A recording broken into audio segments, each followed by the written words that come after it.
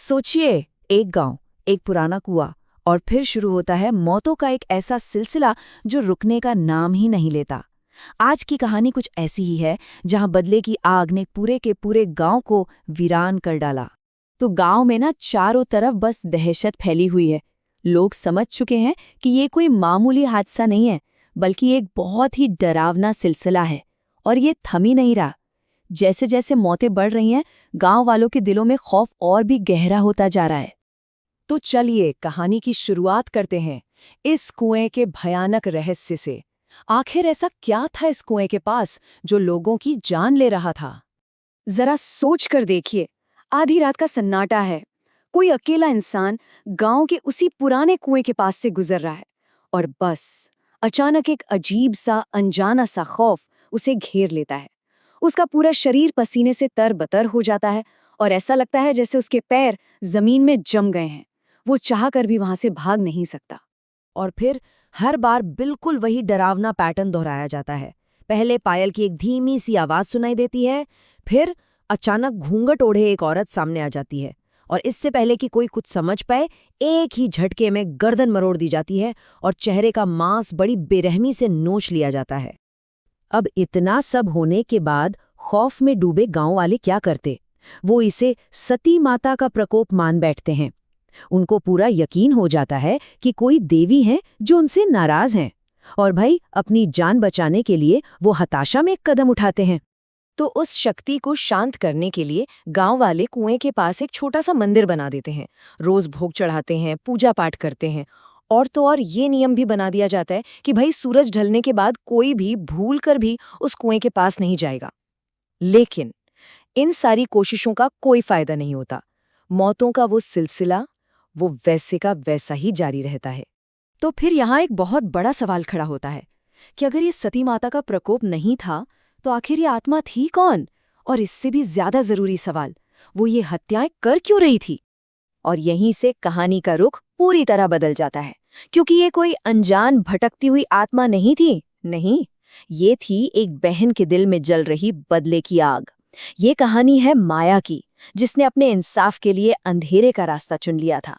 दरअसल हत्याओं का ये जो पूरा सिलसिला था ना, वो 3 महीने पहले माया की हुई एक तांत्रिक विधि से शुरू हुआ था।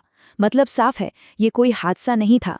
ये बदला लेने के लिए जानबूझकर बुलाई गई एक आत्मा का काम था। और ये रस्म भी कोई मामूली नहीं थी। सोचिए, इसमें एक मुर्गे की बलि दी गई, जानवर के खून से भरी एक इंसानी खोपड़ी का इस्तेमाल हुआ, एक यज्ञ कुंड जलाया गया, कुछ गुप्त मंत्र पढ़े गए और आखिर में माया ने खुद अपनी उंगली से खून का चढ़ावा भी दिया। मतलब बदला लेने के लिए उसने हर हद पार कर दी थी। आत्मा को बुलाने के बाद माया ने उसे एक बिल्कुल सीधा और साफ आदेश दिया, जाओ और खत्म कर दो उन्हें, मुझे अपना बदला चाहिए। ये एक बहुत ही स्पेसिफिक मिशन था, जिसका मकसद सिर्फ और सिर्फ कुछ चुनिंदा लोगों को सजा देना था। तो चलिए एक बार इस पूरी त्रासदी के घटनाक्रम को ठीक से समझते हैं। देखिए, 4 महीने पहले मंजू को उसके देवरों ने परेशान किया, जिसके बाद उसने कुएं में कूदकर अपनी जान दे दी। फिर 3 महीने पहले उसकी बहन माया ने बदला लेने के लिए वो तांत्रिक विधि की, और उसी रात आत्मा ने अपना पहला शिकार मंगल उसे मार डाला।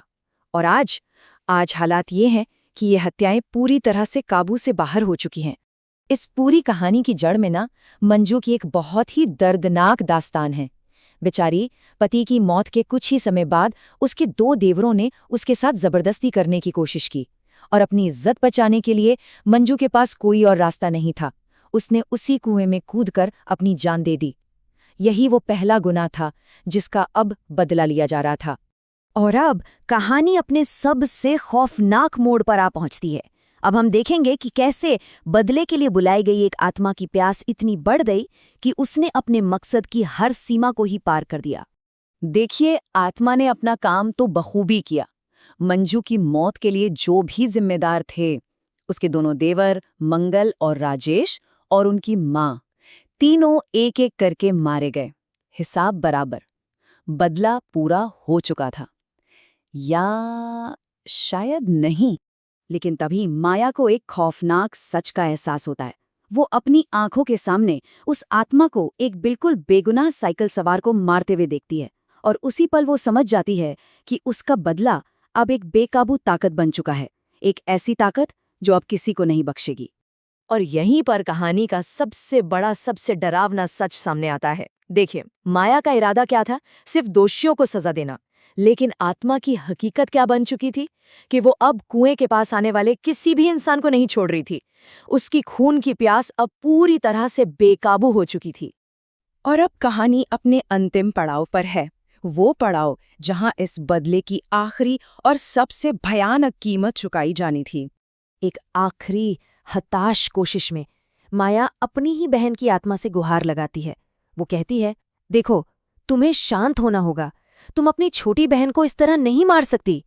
वो उस रिश्ते की दुहाई दे रही थी जो शायद अब खत्म हो चुका था। उस आत्मा को रोकने के लिए माया अपनी आखिरी कोशिश करती है। वो एक शांति यज्ञ करती है, अपनी बहन की आत्मा का सामना करने की हिम्मत जुटाती है और उससे ये सब रोकने की भीख मांगती है।